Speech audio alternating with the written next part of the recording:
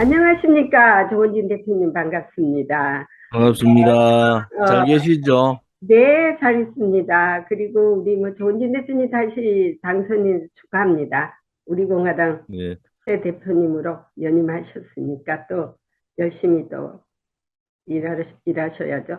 자, 이제, 어깨가 무겁습니다. 네, 지금 한국은 태풍 전야, 네, 바로 그런, 새벽부터 태풍이 한반도, 우리 이제 제주도나 경남 지역으로 들어오기 때문에 네, 가장 강력한 태풍이 들어와서 거기에 상당히 많은 걱정들을 하고 있는 상태입니다. 네. 자, 오늘은요, 여러 가지 이슈가 지금 많이 있습니다. 최근 국가안보실장 회의를 하와이에서 가졌죠. 백악관 제크 설리반하고, 또, 음.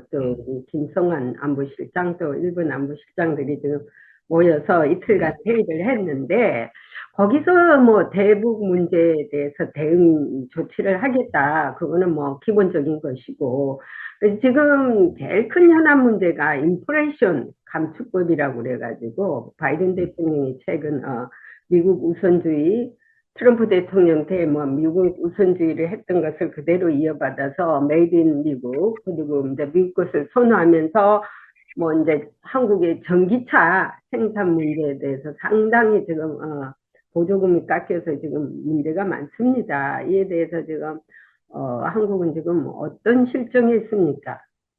지금 한국의 정부나 자동차 기업들이 상당히 당황스럽고 네, 이제 뒤통수를 맞은 격이다. 미국은 이미 그 환경보건 관련해서 네, 예산 자체를 편성을 해놓고 음흠, 단지 이제 국회에서 통과가 안 되는 바람에 인플레이션 법안이라 해가지고 그렇죠. 만들어낸 거 아닙니까? 네, 그래서 그거에 대한 대비가 좀 늦었다는 거. 음, 두 번째는 그 미국 자국에서 생산하는 전기차, 예를 들어서 뭐 그렇죠. 테슬라라든지, 미국의 GM이라든지, 음흠, 그다음에 미국에서 생산하는 일본, 토요타, 이런 기업들에 상당한 혜택을 주는 거 아닙니까? 신차에 대해서 한국 돈 약 1,000만 원 정도의 혜택을 주겠다, 이렇게 얘기하는 건데, 그 혜택을 만약에 수출 기업인 한국 자동차, 전기 자동차 수출 기업들이 혜택을 못 받으면 미국 시장을 다 잃는 거죠. 그렇죠. 그런 부분에 있어서 자동차 업계나 또 자동차의 수출 관련돼가 있는 한국 국민들의 여러 가지 걱정은 대단히 크다.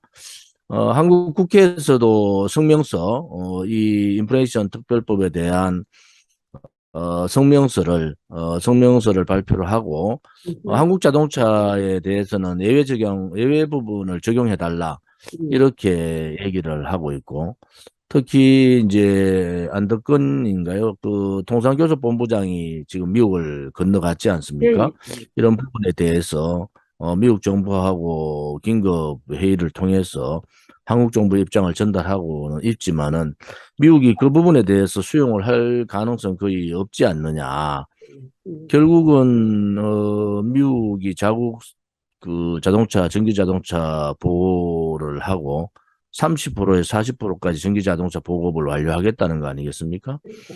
거기에 대한 대비가 한국이 늦은 데 대해서 상당히 뭐 한국은 정권이 교체되는 상황이었고, 또 음. 하나는 한국에 있는 관료들이 나서서 그것에 대한 대책을 세우지 못한 부분, 이런 부분에 있어서 또 자동차 회사 자체가 너무 안일하게 대처한 부분, 이런 부분에 있어서 상당히 우려를 지금 가지고 있는 상황입니다. 지난번에 저 바이든 대통령이 한국 갔을 때도 뭐 현다이 그 CEO도 만났고 그랬지 않습니까?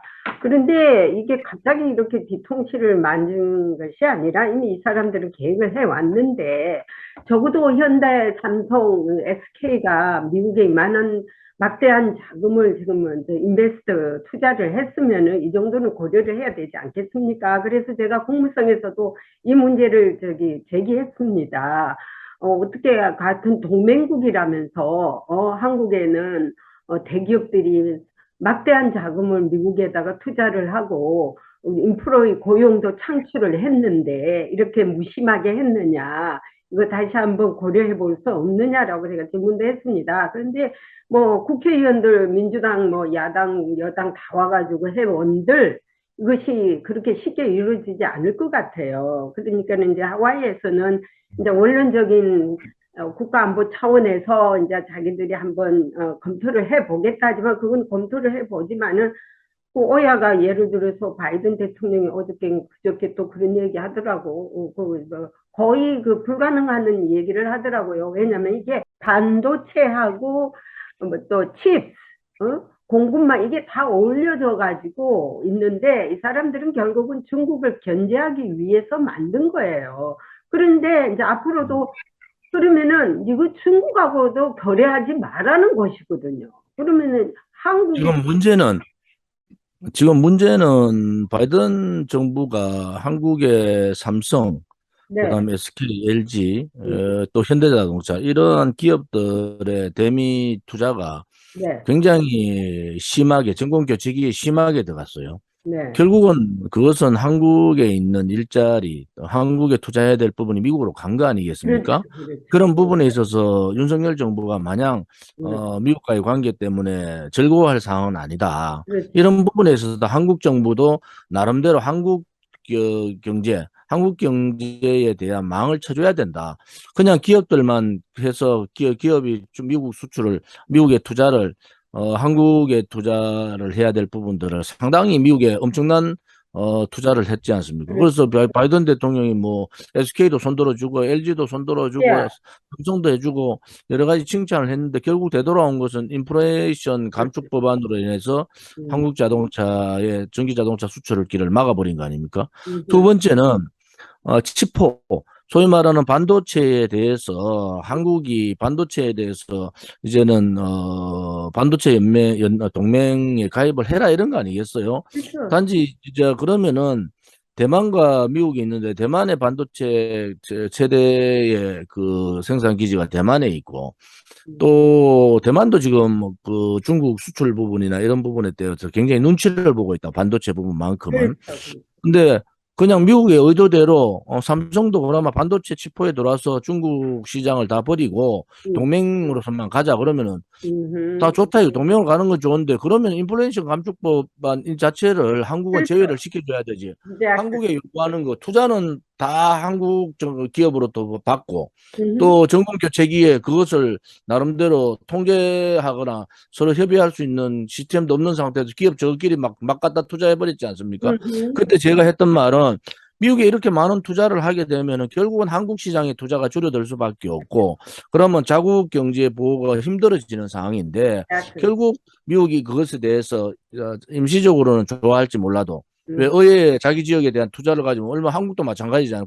미국 의회도 마찬가지잖아요. 자기 지역에 투자를 받으면 그 지역의 의원들이 얼마나 좋아합니까? 그렇죠. 단지 하나 인플레이션 감축법 할 때 과연 미국이 한국하고 이런 논의를 했느냐는 거야. 음, 자동차 생산 기지 자체를 미국에다가 100만 생산 기지를 만들겠다 해가지고 그렇죠. 투자했는 기아나 현대자동차하고 인플레이션 감축법에 전기 자동차에 대한 전기 자동차 수출 자체를 못하게 막는 것에 대한 논의를 했느냐. 이것은 미국의 오만이다. 이래 보는 거죠. 음, 결국은 한국 정부도 이제 정신을 차려야 된다. 국방안보, 그다음에 경제안보 부분은 저희들은 100% 한미동맹을 통해서 해야 된다 하지만은 한국 기업의 무분별한 미국 투자, 음, 또 한국 내 투자를 통해서 생산을 유발하고 또 일자리를 창출해서 그것이 피드백돼서 재성장하는 과정을 거쳐야 되는 이 중차대한 상황에서 음, 미국이 엄청난 투자를 하고도 뒤통수 맞은 이 상황에 대해서는 문재인 정권의 책임이 커요, 사실은. 이게 진행된 게 문재인 정권부터 했지만 그래도 윤석열 정부의 책임을 안 물을 수가 없다. 그렇죠. 지금이라도 국회에서 성명서 하나 발표하고 이런 차원이 아니고 이제는 이 인플레이션 감축법에 한국을 제외시켜야 된다는 당위성을 가지고 미국에게 당당하게 요구를 해야 됩니다. 그렇죠. 두 번째는 반도체 부분도 지금 반도체 치포라고 해서 밀어붙인다고 될 문제가 아니지 않습니까? 우리는 시장을 내놔야 되는데 음, 그러면은 미국의 전기 자동차 시장은 막아버리고 반도체 시장은 중국 시장이나 기타 미국이 요구하지 않는 요구에 불합리한 그런 국가들에 대한 그 수출 자체를 막는 상태가 되면은 한국 기업들은 어디로 가라는 얘기예요. 그래서 안보 동맹이 굉장히 중요하고 한미 동맹이 중요하지만은 경제 안보에 대한 부분들도 특히 이 공급난 에 대한 여러 가지 이 문제점이라든지 이런 부분에 있어서 좀 더 긴밀하게 동맹다운 조치들을 좀 해달라. 이것이 우리 공화당 입장의 저의 생각입니다. 네, 예, 그걸 이제 예의주시하고 우리가 봐야 되겠는데요. 지난번에 정상회담에서 우리가 얘기하지 않았습니까? 이때까지 국방안보는 했지만 이번에 경제안보의 새로운 틀에서 또 나가자 했지 않습니까? 그래 놓고는 이게 문재인 정부 때 이미 양다리를 거쳐놨지 않습니까? 경제는 중국, 안보는 미국. 이 그 카테고리를 완전히 부수려고 하는 것 같아요. 바이든 대통령이. 왜? 일체 이제 중국 걸 배터리도 못 쓰게 했잖아요. 싼 것들. 그러면은 앞으로 20%까지 중국 거 쓰는 사람한테는 일체의 보조금도 안 준다고 그랬지 않습니까? 그러면 딴 그 자원을 한국이 지금 계속 써야 되는데 중국하고는 완전히 그렇게 되면은 경제 교류가 끊어집니다. 그러니까 바이든 대통령은 미국은 뭐냐면 여기서부터 우리가 다시 지금가 중국하고 여태까지 양다리 거친 데 대해서 우리는 확실하게 하겠다는 거예요. 이제 그 우리 문제에 대해서는 저는 동의를 해요. 음, 친중국적 그 문재인 정권이 굴종 외교를 통하고 그렇죠. 또 사드 배치에 대해서 3불 플러스 1한 예, 이런 그 있을 수 없는 굴욕 외교를 했다는 데서 분노하고요. 그렇죠. 또 중국과의 관계 부분에 있어서도 한미동맹이 우선이다. 한미일 삼국 연대, 한미동맹 자유우방국가의 연대가 우선이라는 것도 확고부동한 우리 공화당의 생각이고요. 제 생각입니다.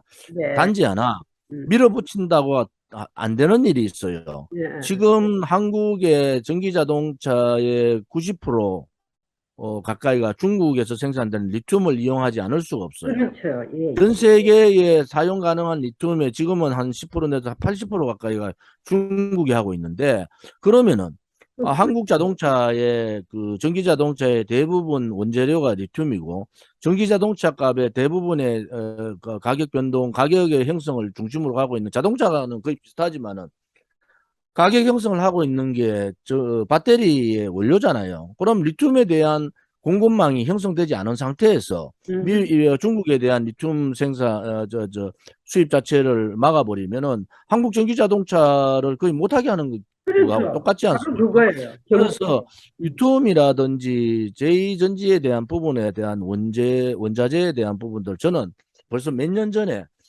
한국의 자동차 산업이 크면 클수록 돈은 뗀 놈도 이리 번다. 제주는 곰이 부리고 돈은 뗀 놈이 번다. 이런 얘기를 했어요. 뭐냐면은 전기 자동차의 가격의 중심에 있는 것이 리튬 가격인데 90%를 중국에서 리튬을 수입하는 한국 자동차가 중국의 영향을 안 받을 수가 없고 그때 이미 저는 제3국의 리튬 생산 기지를 개발해야 된다. 이렇게 10여 년 전에 벌써 얘기를 했고요. 음, 그때까지 지금 10년이 지났는데도 이루어지지 못하고 특히 문재인 정권 들어서 볼리비아 유팀 광산이라든지 이런 부분에 대해서 책만 잡고 대책 없이 그런 산업 자원외교에 대해서 그냥 부패로 몰아붙였지 않습니까? 그럼 대안이 뭐가 있느냐는 거예요.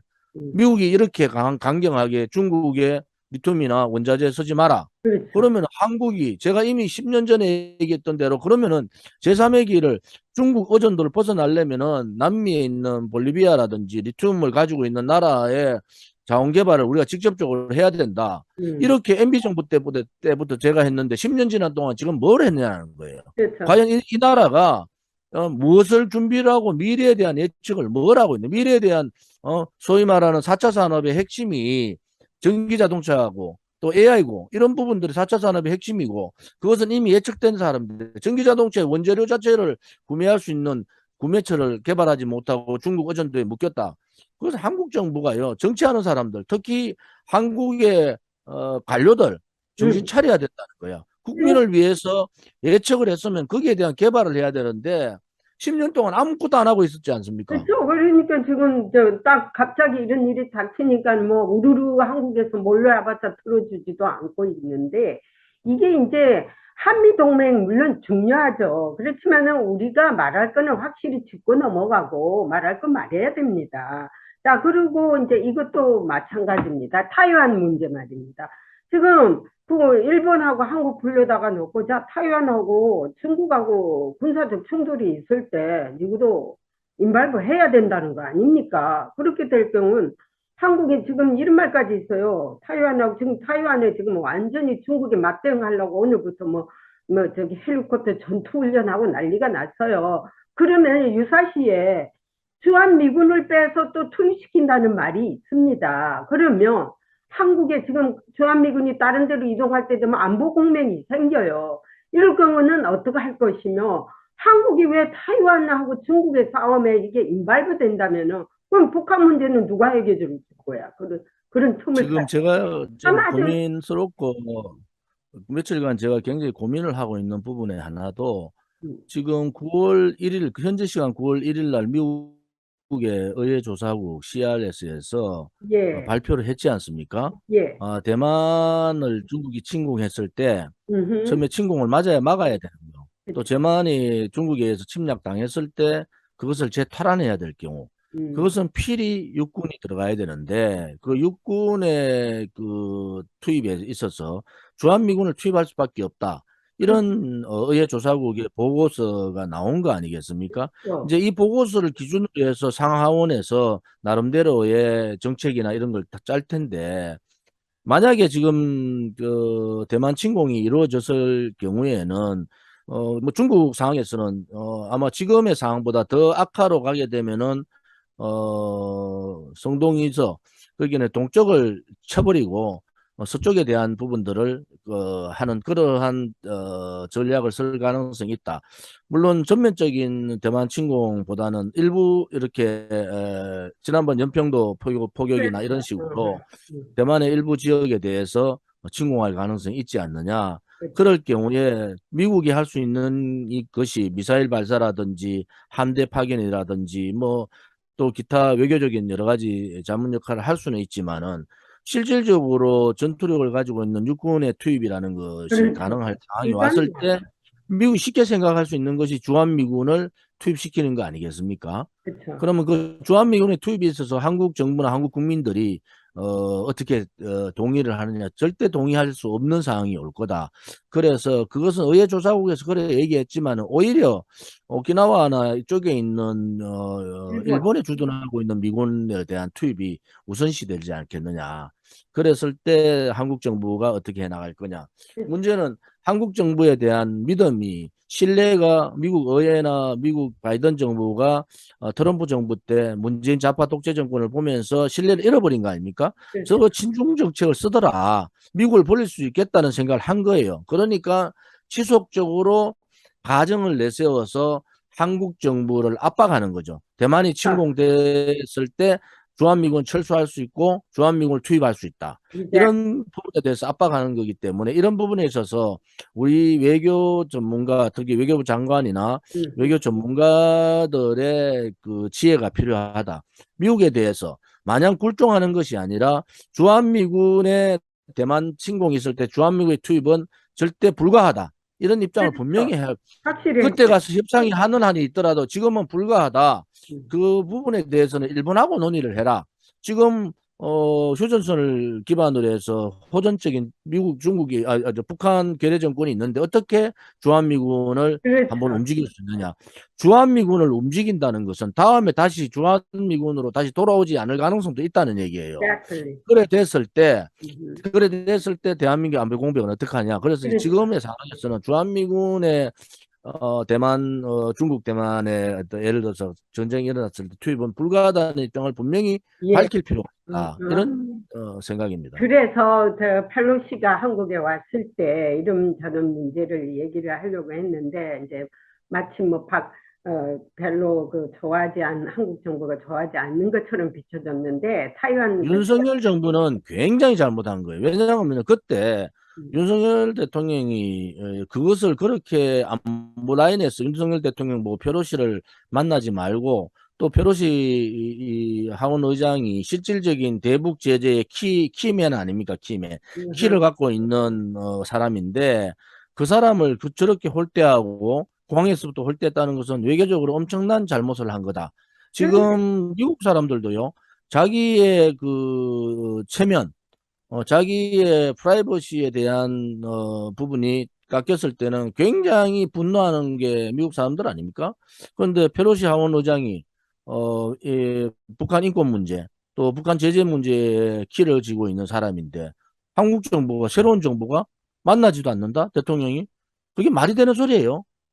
그런 예, 엄청난 그 외교 라인들의 실패, 그렇게 잘못된 판단이 이 지금의 이런 사태, 특히 의회 조사국의 이러한 강공 대책들도 그러한 영향이 있다 이래 보는 거예요. 그러한 그런데 영향이. 내가 의회 그 문제를 물었더만은요, 그 사람들은 크게 그렇게 대수롭지 않게 생각하더라고. 그래서 제가 굉장히 놀랐습니다. 이미 그거는 서로가 그 컴프로마이즈를 했다, 뭐, 의전 차원에서 그런 얘기를 하고 말아버리더라고요. 그런데 이제 타요한 기자, 백악관 출입 기자 타요한 기자가 내한테 그 이야기를 하더라고. 아까 저기 우리 대표님께서 말씀하듯이, 만약에 충돌이 중국과 일어났을 때 한국이 과연 입장이 뭐냐고 어떻게 인발부가 하냐 해서 내가 나 I don't know 내가 그랬어요. 나 모르겠다고 그 한국 정부에 물어봐라. 근데 네가 더 알지 않느냐 나보고 자꾸 물어요. 그래서 이 사람들은 상당한 한국의 기대를 가지고 있는 것 같아. 그래서 저기 일본은 어차피 인발부 할 겁니다. 일본은 뭐 우크라이나도 보내고 뭐 일본이야말로 그냥 굉장히 프리하게 하지만 우리는 사실 다 걸려 있지 않습니까? 중국과의 관계, 북한과의. 지난번 우리 제니 기자하고 이러한 대담이 굉장히 필요한 것이, 지난번에 우리가 이런 얘기를 했잖아요. 예. 그 자유연맹, 음, 소위 말하는 그 우리가 자유연맹의 체제로 빨리 들어가야 된다. 음, 이렇게 말했지 않습니까? 그렇죠. 지금 군사연맹 자체에 우리가 가입을 못하고 있는 상태인데, 이제는 그것을 가입을 해서 한국이 독단적으로 투입을 하는 것이 아니라 그 그렇죠. 연맹 차원에서 대만 침공이 일어났을 때 어떻게 대처를 한다든지, 그렇지. 혹은 북한의 돌발적인 사태 때 어떻게 대처한다든지, 그것이 대만 문제, 북한 문제, 일본 문제가 다 아우러져 가지고 한목에 가야 되잖아요. 그렇죠. 그런데 그것을 하지 않고 있단 말이에요. 그래서 윤석열 정부도 이제는 그 틀 안에 반중 블록 틀, 혹은 자유연대 블록 틀, 이 틀 안에 빨리 들어가야 된다. 그래서 군사적인 부분들도 미국, 일본, 그다음에 대만, 홍콩, 홍콩이 아니고 저 호주, 그죠? 호주 이쪽에 그 저 인도, 뉴질랜드, 거기에 한국이 포함이 돼서 전체 나토식으로 그렇게 형성이 돼야 되지. 한국의 독자적인 군사적인 행위에 대해서 얘기하라 그러면은 한국이 어떻게 하겠어요? 굉장히 어려운 상태다. 그건 임파서블 하죠. 그래 봐. 임파서블 하는데, 왜냐면 북한은 지금 기회를 보고 있잖아요. 예를 들어서 이제 대만하고 충돌일 때 한국 인발한다. 북한은 분명히 한국한테 침략이 올 것입니다. 얘들이 지금 그걸 지금 바라보고 있거든요. 자, 그리고 이제 이 문제는 이제 나중에 또 업데이트한 문제 나중에 얘기하기도 하고요. 지금 이제 한국 문제를 넘어가서 이재명이가 이제 소환이 됐더라고요. 근데 이제 이재명이는 솔직히 말하면 범죄인 아닙니까? 뭐 죄도 한두 가지가 아닙니다. 읽어보니까. 그러면은 반드시 검찰이 범죄와의 전쟁을 해야 됩니다. 이 고리를 끊어야 됩니다. 그런데 민주당은 이걸 뭐 정치적으로 끌고 가서 정치적 뭐 탄압이다. 이제 자기네들은 얼마나 정치적 아닌 것을 탄압을 많이 했지 않습니까? 이거에 대해서 지금 한국 그 저기 우리 공화당 조은진 대표님 어떻게 보십니까? 그런데 저는 이제 그 부패와의 전쟁, 음, 혹은 정치인, 정치권에 음, 대한 부정부패, 불법 행위에 대해서는 단호하게 해야 된다라는 입장을 갖고 있고요. 그거는 여야를 막론해서 마찬가지입니다. 음, 이재명 지금 민주당 대표에 대한 소환 문제는 이재명 대표가 판단할 문제예요. 지금 선거법 관련되는 건 아주 작은 문제고, 그렇죠. 지금 대장동 문제든지 백현동 문제, 성남 FC 후원 부분, 변호사비 대납 문제 등등등 수많은 사건들이 지금 연루돼가 있단 말이에요. 그렇죠. 주변 사람들이 벌써 네 명이 죽고 뭐 한 사람은 뭐 병이라고 하지만 세 명이 자살한 상황이 근데 벌어졌는데, 이 문제는 자살입니까? 타살입니까? 그것도. 뭐 그거는 자살로 지금은 돼가 있지만, 그건 나중에 그 저 파악해야 될 문제지만은, 자, 그러면은 이런 여러 가지 의혹들이 있는 문제가 계속적으로 검찰 수사를 통해서 이제 기소가 되고 또 음, 재판정에 나가야 되고, 그런 상황들을 민주당이 몰랐느냐? 다 알고 있었던 거예요. 그래도 이재명 방탄 법을 만든 방탄 저 당헌을 개정한 거 아니겠습니까? 음, 그래서 80조 당헌 개정 자체가 이재명 당대표를 보호하기 위한 거고 그 보호하기 위한 당헌 개정자로 인한 민주당의 몰락이 가능성이 있다 이래 보는 거예요. 민주당이 과거 야당과 같이 예를 들어서 탄압을 받았고 네, 혹은 야당 자기들이 5년 동안 저질러 놓았던 독재적 좌파 독재의 행태들을 우리는 분명히 봤고 누가 국민들이 민주당이 탄압받고 있다고 생각하겠습니까? 오히려 문재인 좌파 독재 정권에서 많은 우파 인사들을 수백 명을 감옥 보내고 재없는 박근혜 대통령을 탄핵시켜서 30년형을 때린 자들 아닙니까? 그렇죠. 그러면은 그런 거에 비교해 보면 아무것도 아닌 것을 민주당이 호들갑을 떨고 있다. 음, 선거법 관련해서 앞으로 그러면은 대장동, 백현동, 변호사비 대납, 성남의 부시 문제 등등등 이런 모든 문제들을 전부 다 민주당이 그러면 국민 여론하고는 동떨어지게 그렇게 할 수도 저는 그게 불가능하다고 보는 거예요. 음, 그래서 민주당이 가지 말아야 될 막다른 테러 없는 길을 가버렸다. 음, 그러면 민주당이 결국은 이재명 대표 체제가 무너지는 것이 아니라 민주당 전체가 빅뱅, 소위 말하는 정계 개편의 회오리에 들을 수밖에 없는 상황이 온다. 그렇죠. 그것이 내년 6월 전까지 이런 사태들이 벌어질 텐데 민주당의 그 대책들을 대안들을 저희들 좀 지켜볼 필요가 있겠다 이래 보는 거죠. 그리고 이제 저기 북한 문제로 다시 가서 그죠. 윤석열 정부가 담대한 구상을 제안했지 않습니까? 근데 김여정이가 그냥 완전히 거절하면서 또 막말을 하기 시작했지 않습니까? 이 담대한 구상이라는 것이 그게 과연 저기 북한이 받아들일 수 있는 구상이라고 보십니까? 아니면은 다른 예를 들어서 다른 도구가 있다고 보십니까? 꼭 그걸 제한해야 되는. 북한은 아무튼 자기들의 핵 문제는 음, 체제 보장용이라는 게 분명해졌잖아요. 예, 북한은 핵 폐기를 할 생각이 1도 없단 말이에요. 네, 그러면 결국은 북한은 핵을 보유한 핵 보유국으로 가겠다는 게 명확하고, 한국 정부나 미국은 명확하게 북핵 폐기를 전제로 가져갈 수가 없지 않습니까? 그렇죠. 그러면 서로 간에 합의점을 찾을 수가 힘들어요. 그렇죠. 단지 하나 그렇다 해가 외교에 대해서 손을 놓고 있을 수는 없는 겁니다. 음, 그래서 제가 굉장히 우려하는 부분들은 외교 라인들이 김성한 외교안보실장이나 박진 외교부 장관이나 음, 또 통일부 권영세 통일부 장관이나 외교 통일 라인들이 너무 온건주의자들이다. 음, 그런 부분에 있어서 굉장히 우려를 하는 거예요. 음, 온건도 자기가 힘을 갖추고 난 다음에 온건이 필요한 거지. 그렇죠, 그렇죠. 자기 힘이 갖추지지 않은 상태에서 음, 문재인 좌파 독재 정권이 해놨는 소위 말하는 4.17 판문점 선언, 그 다음에 9.19 군사합의, 그 다음에 굴욕적 대부 산불 이란 정책 이런 부분을 되돌려 놓지 않고 뭘 하겠다는 거예요. 그것을 되돌려 놓는 것이 소위 말하는 우파 정부가 해야 될 최우선 과제인데 그렇죠, 그것을 수용하고 그대로 유지해 가겠다는 게 지금 외교 안보 라인들의 생각이면은 대단히 잘못된 거다. 그렇죠. 그것은 윤석열 정부를 지지했던 정권 개최를 갈망했던 국민들을 배신하는 행위다. 지금이라도 든든한 한미 안보 동맹을 기반으로 해서 지금 문재인 좌파 독재 정권이 기도했던 그러한 잘못된 정책 기조들을 다 바꿔야 되는 겁니다. 그렇지 않고 섣불리 그냥 중도 비슷하게 그렇게 나가는 부분은 안 된다. 담대한 구상을 얘기할 수는 있어요. 음, 단지 하나 담대한 구상의 외에는 소위 북한과의 소위 말하는 협상 라인들이 가동이 돼야 되는 겁니다.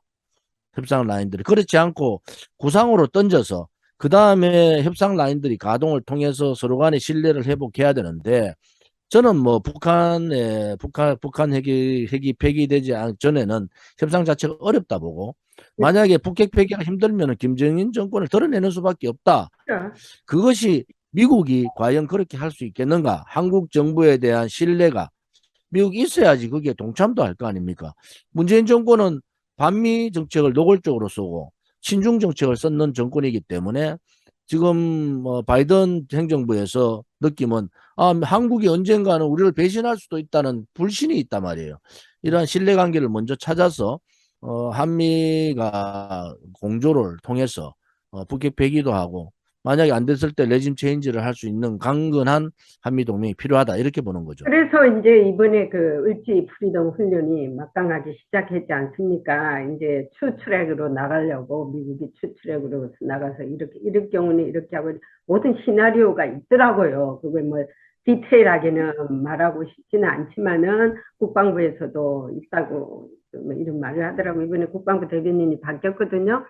그래서 이제 이 박진 외교부 장관이니 저 안보실장이니 이런 분들이 이제 길을 열어서 아웃사이드에 지금 그 우리 조은진 대표님께서 말씀하시는 것이라든지 여러 전문가들이 말하는 말씀 길을 기울여야 돼요. 그래서 잘 담아 들여가지고 그걸 잘 소화를 해서 해야 되는데 자기네들이 뭐 노하우를 안다고 한들 그것이 지금 잘 안, 아까 전에 말씀하듯이 온건파라는 그 외에는 아무 지금 그게 없잖아요. 사람이 어떤 것트가 있어야 되는데 같이 보이지가 않거든요. 그래서 이제 그거에 대해서 앞으로 좀 우리들이 이 프로그램을 보시는 저걸 많이 보더라고요. 외교부에서도 음. 좀 잘 생각하셔가지고 아웃사이드 보이스로 좀 들었으면 좋겠어요. 그리고 이제 5분 남았는데 라스트 원. 제가 한 가지 좀 질문 드릴게요. 네, 지금 그 국내에서 한동훈 법무부 장관이 미국을 방문했잖아요. 네네네. 미국을 방문하고 난 다음에 국회에서 음, 윤한홍 위원이나 이런 사람들 또 야당의 최재성 전 청와대 수석 이런 사람들의 얘기를 종합하면은 한동훈 장관이 문재인 정권 때 대북 퍼주기 음, 혹은 한국 자본의 유출, 또 비밀 그 무역 거래, 뭐 이런 부분에 대해서 상당히 미국 정부에 정보를 요청을 한 것 같다 이런 얘기가 들리고요. 실질적으로 작년 1월부터 올 6월까지 18개월 동안에 수상한 외환 거래, 음, 국내에 돈이 유출된 돈 금액이 8조 5천억 가까이 되거든요. 18개월 동안. 맞아. 그러면 과연 문재인 정권 5년 동안에 그 돈을 5년 동안에 얼마나 많은 대북의 불법 퍼주기 혹은 무역을 형태를 찾겠지만은 불법 거래 혹은 불법 송금 또 로비 자금, 혹은 로비 자금. 로비 자금 또한 또 가상화폐의 음. 유출을 통해서 돈의 자금 흐름 뭐 이런 부분들을 미국의 정보를 갖고 있을 거다. 그래서 한동훈 장관이 미국 정부에다 그걸 요청했다. 이런 얘기들이 많이 나오고 있어요. 한국에서. 미국에서는 그런 부분에 대해서 어떻게 그 근데 생각을 하고 있습니까? 미국에서는 예를 들어서 한국에 이제 고위층이 와서 이런 거는요, 일체 기자들한테 노출을 안 시킵니다. 이제 개별적으로 원한다면은 이제 찾아가서 이제 묻기도 하기는 해요. 하지만은 그거는 이제 비밀 사항 같은 데는 안 하는데 이런 거는 있어요. 일단 FBI 국장을 만나는 것으로 되어 있어요. 그러면은 그런 사건들을 알 수 있는 그 캐터거리가 있죠. 다른 사람도 아니고 FBI 국장을 왜 만났겠습니까? 예를 들어서 가상화폐라든지 사이버 해킹으로 북한이 돈을 엄청 많이 훔쳐갔잖아. 그런 거라든지 또 외국의 자금이 유입되면은 거기 다 걸려집니다. 연방수사국이. 그런 거에 대한 자료가 있을 수도 있어요. 그래서 이제 그거는 지금 북한이 7차 핵실험을 준비를 하고 있고 네, 또 북한의 지금 경제가 생산이 코로나 문제나 이런 것 때문에 굉장히 위축되어 있는 상태에서도 유지를 하고 있다는 것은 아무튼 북한의 자금이 들어가고 있다는 얘기거든요. 그렇죠. 이런 부분에 대해서 이제 미국과 한국이 좀 공조를 통해서 정보 공유를 좀 해야 되겠다. 문재인 정권 때야 정보 공유하면 그 정보 자체가 북한으로 바로 넘어간다는 의혹 때문에 그렇지. 아예 정보 공유 자체를 못했지만은 지금의 문재인 정권이 저질러 놓은 이 반국가적 반역 행위에 대해서는 미국 정부가 이제는 정보 공유를 통해서 해야 되는데 또 하나가는 그 태평양 함대의 사령부에서 박근혜 대통령 탄핵 당시에 북한의 지령이 있었다는 그러한 보도가 나온 적이 있었잖아요. 그렇죠. 이런 문제까지도 이제는 윤석열 정부가 실질적으로 보수 정권이라 그러면 그런 부분에 대해서 당당하게 미국 정부에다 요청을 해야 되지 않습니까? 합니다. 예, 그래서 그런 부분을 통해서 예. 문재인 좌파 독재 정권이 5년 동안 친북, 친중 행각에 우리 국가가 얼마나 손해를 보고 또 국민들이 모르는 그 국민의 세금이 유출됐는지 그렇죠. 또 의도적으로 북한을 도와준 적이 있는가 이런 부분에 대해서 이제는 강력하게 그 부분에 대해서 윤석열 정부가 소위 국가 차원에서 요청을 해야 된다. 또 미국 정부도 그러한 부분에 있어서는 자료 제공을 해야 된다. 이런 입장을 가지고 있는 겁니다. 그래서 지난번에 우리가 대표님과도 서로 나눴지 않습니까? 국민 혈세가 그렇게 빠져나가는데 윤석열 정부가 반드시 그거 짚고 넘어가야 된다. 적폐청산 그것도 짚고 넘어가야 되고 지금 감옥소에 있는 억울한 안보수장들 빨리 그 릴리즈 해야 되고 이런 것들은 윤석열 정부가 차근차근 빨리빨리 해야 됩니다. 자, 오늘은 여기까지입니다. 오늘 수고하셨고요. 다음에 또 뵙기로 하고요. 건강히 잘 계십시오. 안녕히 계십시오. 고맙습니다. 예. 네. 아이고.